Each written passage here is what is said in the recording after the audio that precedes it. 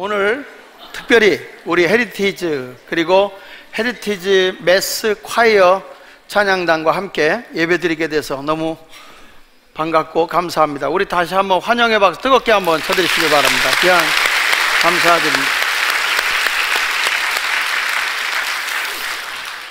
여러분들에게 제가 한번 오늘 숫자를 여기다 표시를 해 놓을 텐데 그 숫자를 보고 무엇이 떠오르는지 한번 여러분들이 생각을 해보는 시간을 갖도록 하겠습니다.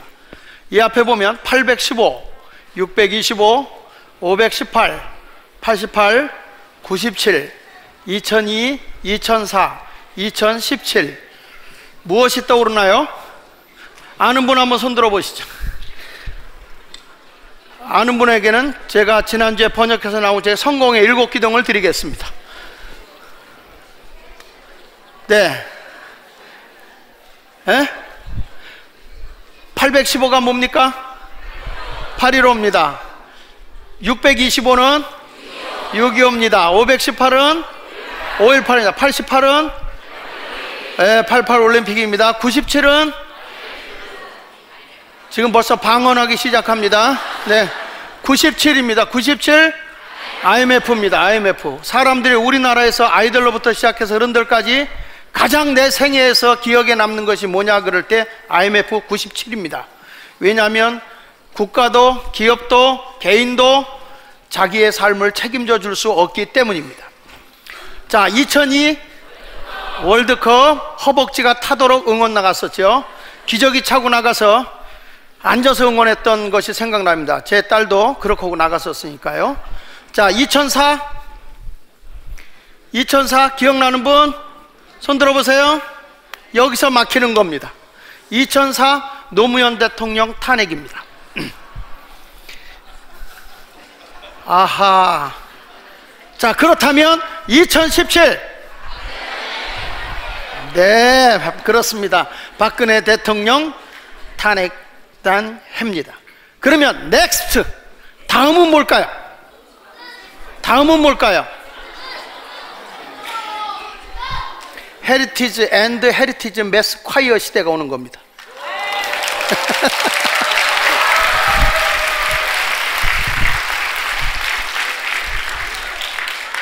사랑하는 여러분, 자기 나름대로 다음의 시대는 내 시대가 올 거라는 기대를 해보라는 말씀입니다. 자, 우리나라가 지금까지 축을 이루고 있었던 두 기둥이 있습니다. 그 기둥은 첫째가 교육입니다. 지금까지 살아오면서 현대사에 있었던 지금의 모든 날짜를 적어봤는데 지금 우리나라가 축을 이루고 있던 두 기둥 가운데 첫 번째가 교육입니다. 그래서 배워야 내가 출세할 수 있고 배워야 내 신분이 상승될 수 있고 내가 배워야 어디 가도 인정받을 수 있다라고 해서 교육, 옛날에 어르신들은 그래서 아이들을 공부시키려고 논을 팔고 소를 팔고 하여튼 나는 먹지 못해도 학교 가야 된다.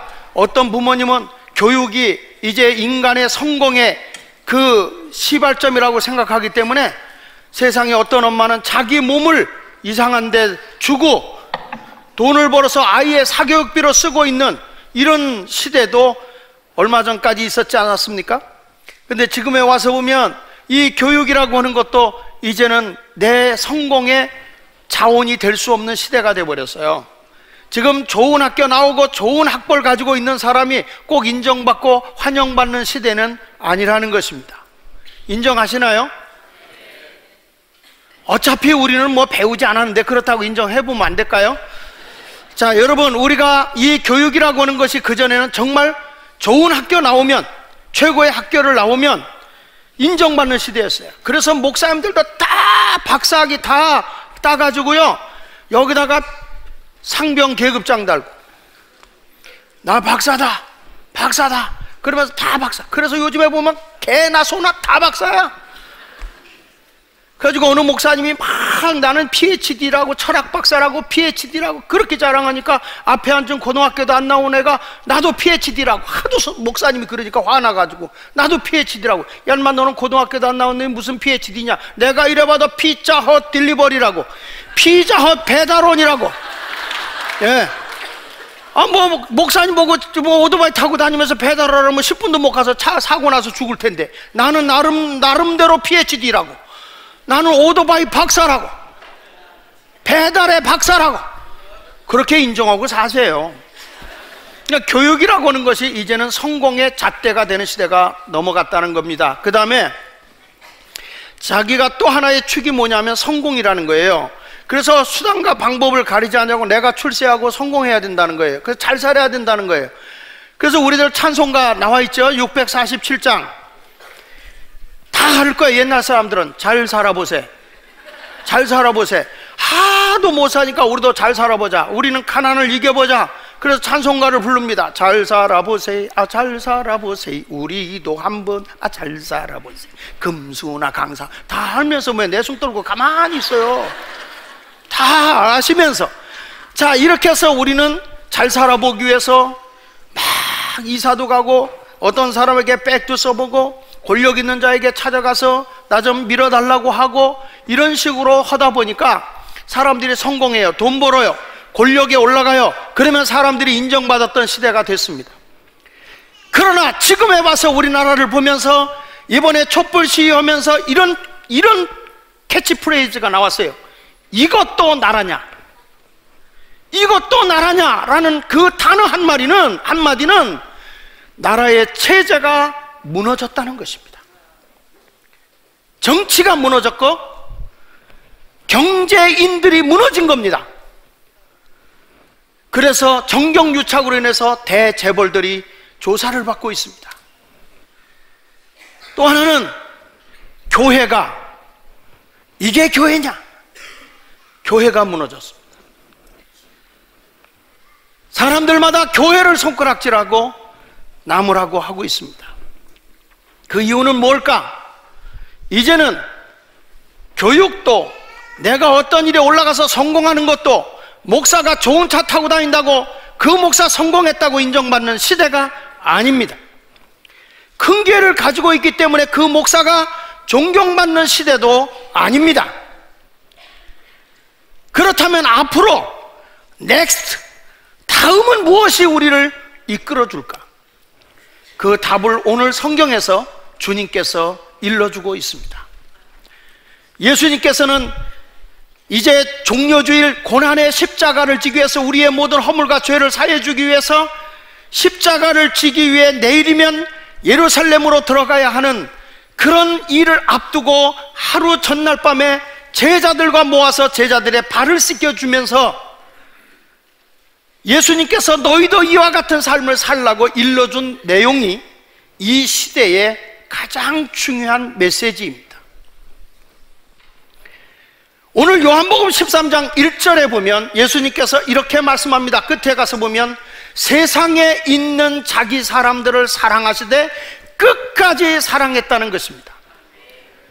우리 주님의 사랑은 어느 날 좋고 어느 날 미워하고 그런 게 아니라 자기 사람을 사랑하시되 끝까지 사랑한다는 거예요. 사람들이 나는 능력이 있어 없어 그게 존경받는 게 아니에요. 어떤 사람이 어떤 일을 이루어 나갈 때 보면 그 사람이 해나가는 과정에서 나에게 어떤 에너지가 있어요. 시간이, 능력이 그 사람의 에너지가 아니에요. 시간이 많아도 잘수록 피곤하다고 그래요. 그 사람의 능력이 많아도 힘들다고 그래요. 그런데 우리 속에 에너지를 넣어주는 게 있어요. 몸과 영혼의 에너지의 발전소라는 책이 있습니다. 몸과 영혼의 에너지의 발전소.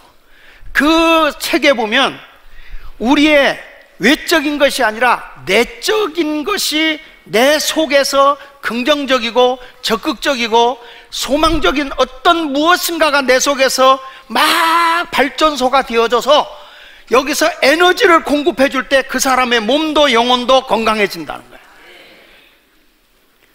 그러면 내 속에 나를 나다게 만들 수 있는 에너지가 뭘까? 그것이 사랑이라는 거예요. 사랑. 사랑을 하는 사람은 힘들지가 않아, 피곤하지가 않아요. 사랑의 에너지는 나의 아픔도 이길 수가 있어요.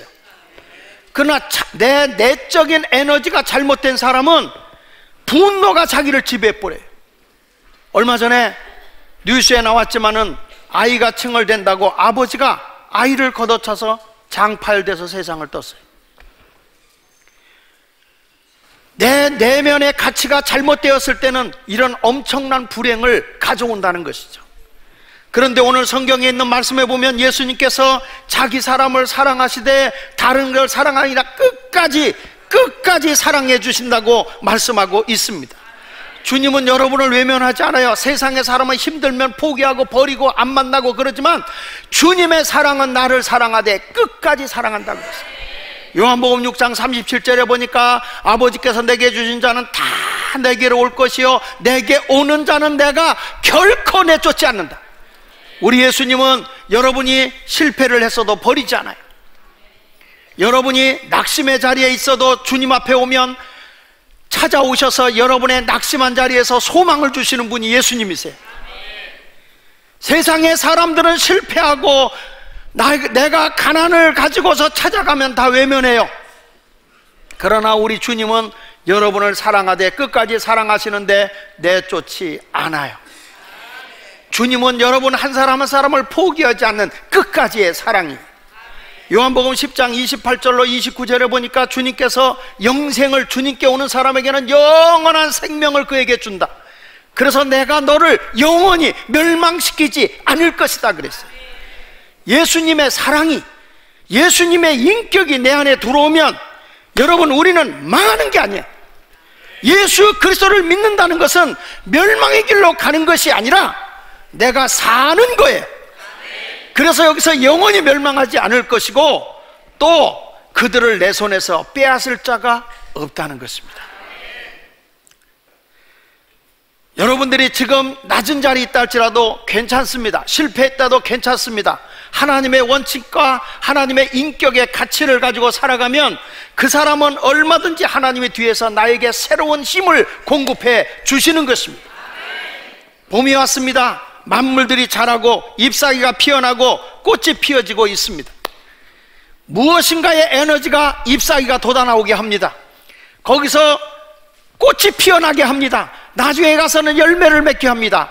이와 같이 내 인생에 잎사귀가 피어나고 꽃이 피어나고 열매를 맺게 하는 것은 뒤에서 나오는 에너지가 있는데 그것이 바로 전능하신 하나님의 능력의 에너지가 여러분들에게 공급되어지는 것입니다. 바로 예수 그리스도는 부족한, 얼마 되지 않아서 나를 배반하고 다 떠나갈 제자들이지만 예수님은 그런 사람 버리지 않냐고 끝까지 사랑했습니다. 왜냐하면 예수님이 가지고 있는 영혼에 대한 비전, 꿈을 그들이 품고 있었기 때문입니다. 너희들이 지금은 나를 배반할 수 있어. 지금은 너희가 실패자의 자리에 있을 수 있어. 너희가 잘못된 자리에 가 있을 수 있어. 그러나 너희들이 나를 다시 발견할 때 그때 나는 너희들에게 에너지를 공급할 거야. 성령을 너희에게 줄 건데 그랬을 때 너희는 땅끝까지 이르러 내 증인이 될 수 있어. 주님은 포기하지 않았어요.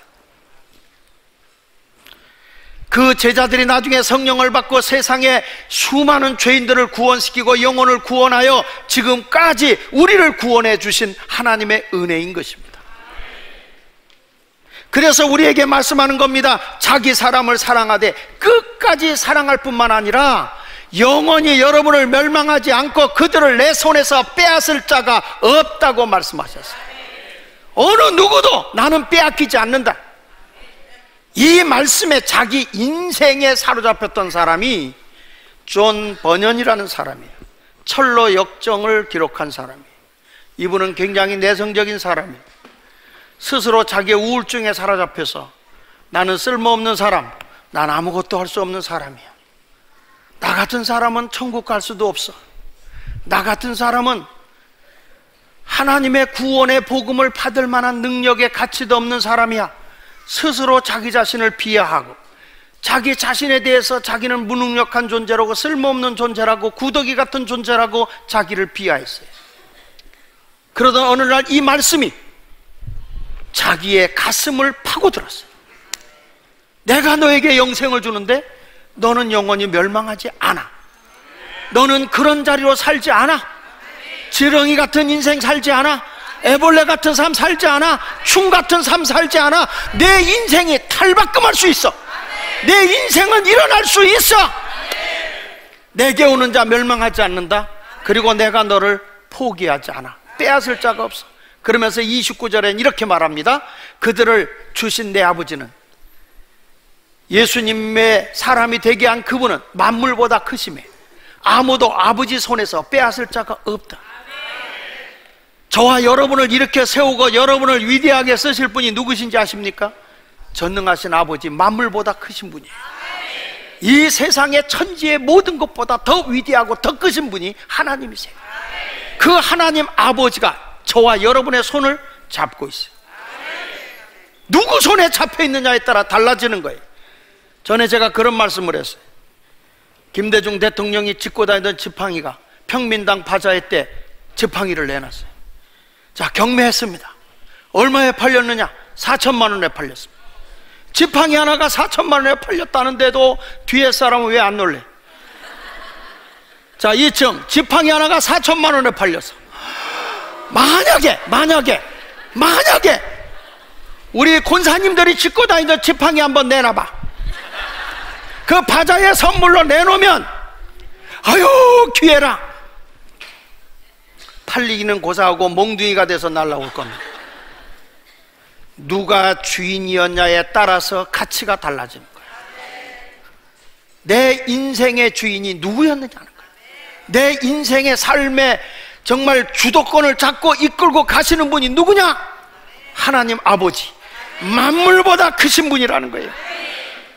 그분이 육신의 옷을 입고 이 땅에 오셔서 저와 여러분을 사랑하고 계시는데, 자기를 배반할 줄 뻔히 알면서 자기를 은전에 팔아버릴 자를 뻔히 알면서도 주님은 그를 사랑해서 그의 발을 씻기셨다. 끝까지 사랑이라는 게 뭔지 아세요? 대접받는 사랑이 아니라 자기보다 약하고 부족한 사람들의 발을 씻기시는 예수, 그게 첫 번째로 우리에게 주는 제자들의 발을 씻기신 예수님의 사랑이에요. 여러분, 이것이 뭔지 아세요? 제자들의 발을 씻기신 이 예수님의 사랑이라는 것은 그 당시에 하나의 사회적 관념을 완벽하게 파괴시키는 거예요. 이 시대는 제자가 스승의 발을 닦이는 시대예요. 종이 주인의 발을 씻기는 시대예요. 만약에 우리나라의 관료 시대 때 그 귀한 양반이 권위의식을 가지고 갓을 쓰고 다니는 그때에 가장 천한 사람을 가서 발을 씻기고 있다? 이거는 그 당시에 양반을 모독하는 거예요. 지금 예수님께서 요한복음 13장 4절로 5절에 예수님이 저녁을 잡수이다 마시고 갑자기 옷을 딱 벗더니 허리에 수건을 들이시고 그리고서는 제자들의 발을 씻기시는 거예요. 물을 떠다가 발을 씻깁니다. 거기에 성경에 수건을 두고 발을 씻겼다, 이 말은요 혁명적 가치 변화예요. 혁명적 가치 변화. 시대의 모든 질서를 완전히 무너뜨리는 거예요. 제가 아까 서론에서 얘기했어요. 이것이 나라냐? 그것은 뭐예요? 우리나라가 유교 사상의 지배를 받고 있었어요. 그래서 이제는 모든 것이 상하 관계가 분명했어요. 어른이 말하면 예 했어요. 요즘에는 어른이 말하면 젊은 사람들 그럽니다. 너나 잘해. 너는. 모든 사람이 수평적 관계로 바뀌어지고 있는 거예요. 이제는 우리의 삶의 변화가 어디서 일어나느냐? 과거의 리더십은 밖으로부터 힘을 가해서 리더십을 끌고 갔어요. 나를 따르라 리더십이었어요. 지금의 리더십은 나의 내면으로부터 바깥으로 나가게 돼 있어요. 내면으로부터 바깥으로 나간다는 건 뭐냐? 사람이 어디 가든지 그 사람의 가치와 그 사람의 높임을 받는 것은 다른 데 있는 게 아니라 학벌도 아니고 돈도 아니고 명예도 아니라고 그랬어요. 뭐냐? 인격이에요. 인격. 내 인격이 바로 서면 그 사람이 가치가 있는 사람이 돼요. 가치가 있는 사람이 되면 문제를 가지고 있는 사람이 가치가 있는 사람을 찾아오는 리더십. 문제를 가지고 있는 사람이 어떻게 문제를 해결하지? 그것을 해결할 수 있는 분이 누구냐? 여기서 예수님이에요. 제자들의 팔을 씻기는 연약한 모습을 보이는 것 같지만 그 당시에 사회의 모든 질서를 파괴하는 것 같아. 그러나 파괴하는 것이 아니에요. 예수님이 이 시대를 이렇게 말했어요. 마태복음 10장 42절에 이런 말을 합니다. 예수께서 불러다가 이르되 이방인의 집권자들이, 예수를 알지 못하는 세상의 사람들이 그들의 임으로 주관하고 그 고관들이 그들에게 권세를 부르는 줄 너희가 안다. 쉽게 말하면 갑이 누구냐? 고관들이다, 권세자들이다. 그런데 예수님은 이렇게 말해요. 43절부터 45절에 보면 이렇게 말합니다. 너희 중에 그렇지 않을지 너희 중에 누구든지 크고자 하는 자는 너희를 뭐하는 자가 되고 섬기는 자가 되고, 44절 너희 중에 누구든지 최고가 되고자 하면 모든 사람의 종이 되어야 한다. 그러면서 예수님이 25절에 인자가 온 것은 섬김을 받으러 하는 것이 아니라 뭐하러 왔다고요? 섬기러 왔다. 그리고 모든 사람을 위해 죽으러 왔다. 대속물로 주러 왔다. 희생하러 왔다. 다시 한번 44절을 보십시오. 아주 중요한 거예요. 여기 보니까 너희 중에 누구든지 으뜸이 되고자 하는 자는 모든 사람의 뭐가 되라? 여러분, 이거는 벌써 2000년 전에 예수 그리스도께서의 리더십이 뭐냐? 이 세상을 바로 세울 수 있는 것이 뭐냐? 너희를 성공시키고 너를 바르게 하는 것이 무엇이냐? 그랬을 때 기독교의 문화는 종과 섬김의 문화예요. 종이 되어 섬기는 거예요. 인격이라는 건 그런 거예요. 이게 관대함이에요. 관대함. 약한 자를 돌봐주는 것, 힘이 없고 연약한 자를 가서 싸매어주는 것, 잘났다고 우쭐대는 게 아니란 말이에요. 그러니까 예수 그리스도께서 십자가에 우리의 죄를 위해서 죽어가면서 본을 보여준 것이 뭐냐면 내 중심의 삶을 살지 말고 바로 이와 같이 너희 마음에 그리스도의 마음을 가져라. 빌립보서 2장 5절로 8절에 우리에게 말씀하고 있는 거예요. 거기 너희 안에 이 마음을 품으라. 누구의 마음이다? 누구의 마음이다? 그리스도 예수의 마음이다. 제가 지금 여러분들에게 우리 교회에서 라운드 테이블이라는 가치관을 가지고 지금 기업인들을 변화시켜보자, 교회를 변화시키자 하는 것은 예수 마을교회 행사가 아니에요. 어저께도 기자들이 많이 왔어요. 기자들이 저를 찾아왔을 때 기자를 놓고 내가 얘기했어요. 이거는 내 얘기하자는 거 아니다. 이건 예수 마을교회 얘기하자는 거 아니다. 이거는 대한민국을 살리자는 거다. 우리의 인격의 가치가 변화되면 가정이 살아난다. 인격이 변화되면 나라의 정치인이 변화된다. 인격이 변화되면 기업인들이 변화된다. 이건 나라를 살리는 거다. 내가 7기둥의 원리를 얘기했어요. 그리고 45가지 같이 얘기를 했어요. 이 기자들을 내가 설득시키기 위해서 45가지를 얘기하면서 5시간을 섭외하면서 열렬히 품어서 오늘도 내가 5시간 할 줄 몰라. 열렬히 하면서 그 얘기를 했어요. 그 얘기를 듣고 은혜를 받아서 기자들이 절대로 이런 얘기를 해요. 목사님, 우리 만난 거 진짜 수지 맞은 겁니다. 하도 기가 막혀서. 네가 나 만난 게 수지 만난 거야. 지금 내가 뭘 얘기하는 거냐? 내 얘기하는 거 아니야. 나 비하하자고 하는 거 아니야. 내게 얘기하자는 게 아니야. 네가 변화되면 언론이 변화될 거 아니냐. 언론이 변화되면 세상이 바뀔 거 아니냐. 당신이 나라 세우는 주역이 돼보겠다는 그런 마음을 가지고 왜 나한테 달라붙을 생각을 안 하냐. 그랬더니 이분들이 감동받았나 봐. 오면서 그래, 목사님 교회 은퇴하시고 그냥 국회의원을 해 날대로. 예수님은 바로 그거예요. 그래서 여기 6절에도 이런 말 하잖아요. 그는 근본 하나님의 본체시나 하나님과 동등됨으로 취하지 않았다. 뭐냐? 7절에 오히려 자기를 비워 종의 형체를 가서 사람들과 같이 오셨다. 사람들과 동등한 매청으로 간 거예요. 그래서 라운드 테이블이 왜 그러냐? 라운드 테이블은요, 위에서 머리가 없어요. 다 똑같은 거야. 다 수평이야, 수평. 너도 인격이 변화돼요. 나도 인격이 변화돼요. 모두가 다 주 안에서는 하나다. 다 변화돼야 할 사람이다. 그러니까 예수님이 자기를 비워 종의 형체를 가지고 누구와 같이 됐다? 사람들과 똑같이 오셨다. 근데 그분의 안에서 일어나는 내적인 인격이 세상을 바꿔놓는 거예요. 그런데 예수님 좀 보세요. 여러분, 두 번째 가서 보면 사단의 마음이 가룟 유다를 지배했는데, 가룟 유다 뭐냐? 자기중심적인 거예요.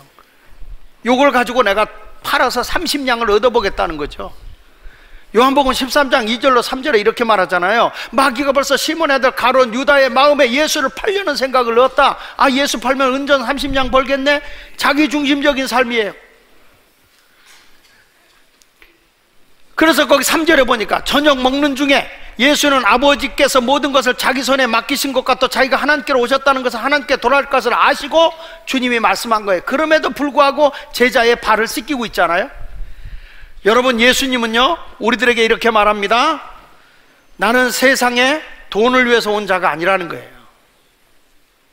마귀가 40일 금식하고 그러니까 돌로 떡이 되게 하라고 그러잖아요. 그러니까 예수님이 사람이 떡으로만 사는 게 아니라 하나님 말씀으로 사는 거다. 자기 중심을 탈피할 수 있는 게 기준이 뭐냐? 하나님 말씀이라는 거예요. 마태복음 4장 3절로 4절에 이렇게 말합니다. 마귀가 와서 한 말이, 사람이 이 뭐란 거 아니? 돌로 떡이 되게 하시오. 이 돌이 떡덩이가 되게 해보세요. 그랬더니 예수께서 뭐라고 말씀하십니까? 사람이 떡으로만 사는 것이 아니요 하나님의 입으로 나오는 말씀. 내 삶의 기준이 뭐냐? 하나님의 말씀이다.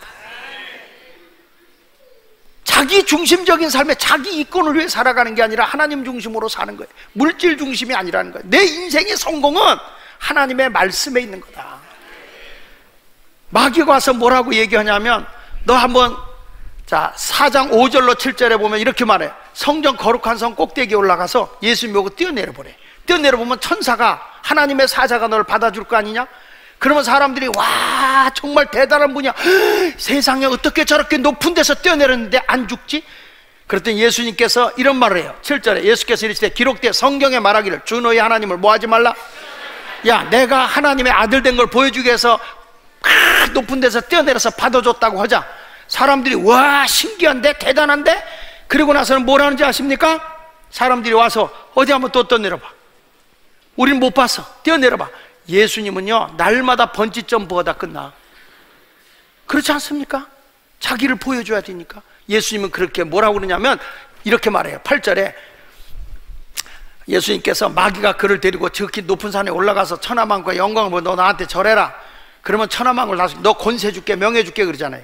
예수님이 뛰어내려라, 인기 있게 좀 해봐라. 그런데 예수님이 사탄아 물러가라 그래놓고 또 마귀가 와서 포기하지 않고 너 지금 나한테 절하면 천하만국을 다 보여줘. 이거 다 네 거야. 너 명예를 얻고 권세를 얻어. 그때 예수님이 뭐라고 하는지 아십니까? 야, 성경에 말하기를 하나님만 경배하고 예배하라 그랬어. 그런 마음을 가지고 예배하니까 바로 이 헤리티지 오고 헤리티지 메스콰이어가 앞으로 미래에 영적으로 큰 영향을 행사한단 말이에요. 제가 브루클린 타바나클 교회를 가보면 이런 모습으로 예배 드리는데 난 너무 오늘 약하다고 생각하거든. 난 이 정도가 아니라 사람들의 혼을 다 빼놔서 기절시켜야 되거든. 네. 너무 점잖했어. 난 우리 교인들이 충격을 먹게 하려고 그러는데 우리 교인들은 충격을 안 먹었어 아직. 다음에 다시 한번 와서 지금 우리가 하나님께 예배드리는 열광, 하나님께 예배드리는 열정, 이것들이 다 하나님께 영광이 되는데 우리가 하나님을 예배하는데 시험 들 게 어딨냐고요. 하나님을 높여드리는데 시험 들 게 어딨냐고. 내가 자꾸 나오니까 문제가 되는 거라. 내가. 그래서 결론으로 얘기합니다. 이제 이렇게 하나님을 영화롭게 하면 어떤 것이냐. 예수님의 제자들의 발을 씻기고 난 결과가 하나님께서 그들에게 놀라운 복을 주시는 거예요. 자, 여기 보면 어떤 복을 주셨느냐. 자, 다 같이 한번 그 성경의 말씀을 마지막 절을 17절을 보도록 하겠습니다. 자, 17절 시작. 너희가 이것을 알고 행하면 복이 있으리라. 예수님의 제자들의 발을 씻긴 것을 보면서 이것을 알고 행하면 너희가 복이 있다. 자, 여러분 높은 자리 있습니까? 이제 제자들의 발을 씻기는 자리로 내려가십시오. 여러분 높은 자리 있으니까 더 낮은 자리 가서 관대함을 가지고 그 사람들에게 나누고 베푸십시오. 그들의 발을 씻길 때 여러분들은 분명히 하늘의 상을 받고 인간의 행복을 느끼게 될 것입니다.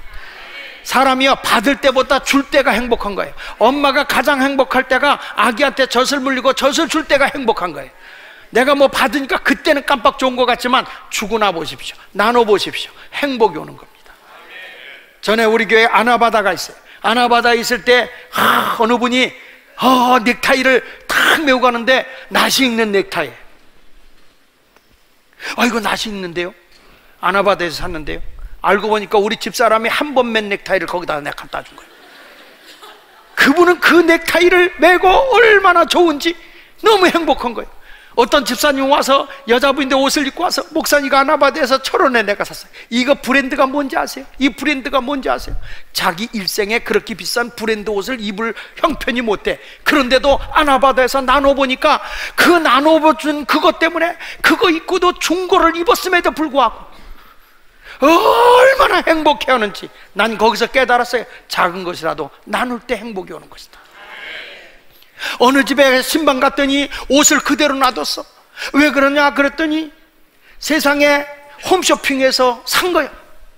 사놓고 자기가 보니까 자기 몸이 거기에 맞는 사이즈인 줄 착각해서 TV에 나오는 그 사람인 줄 알고 그래가지고 그걸 샀는데 허리도 안 들어가.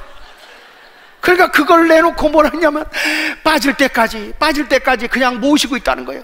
그래서 내가 그랬어요. 이거 내놔. 안 입은 것, 그러니까 내놔. 이거 욕심 부리면 안 빠져 살이. 주면 빠진다. 주면 빠져. 여러분 나눌 때 행복이 오는 거예요. 제자들을 섬길 때 행복이 오는 거예요. 그래서 우리 모두가 오늘 내 마음속에 끝까지 예수님이 사랑하고 제자들의 발을 씻기신 것처럼 우리가 그런 봉사의 삶을 통해서 남을 섬기는 삶을 살아간다면 여러분의 인생에 아름다운 꽃이 활짝 만발하게 필 줄로 믿습니다. 가룟 유다처럼 마귀의 삶, 내 중심의 삶이 아니라 다른 사람을 영화롭고 행복하게 하는 섬김의 삶, 사랑의 삶을 살아가는 인격과 감성이 아름다운 사랑으로 꽃피우는 삶을 살아가는 이 종료주일 고난주간이 되시기를 예수 이름으로 축원을 드립니다.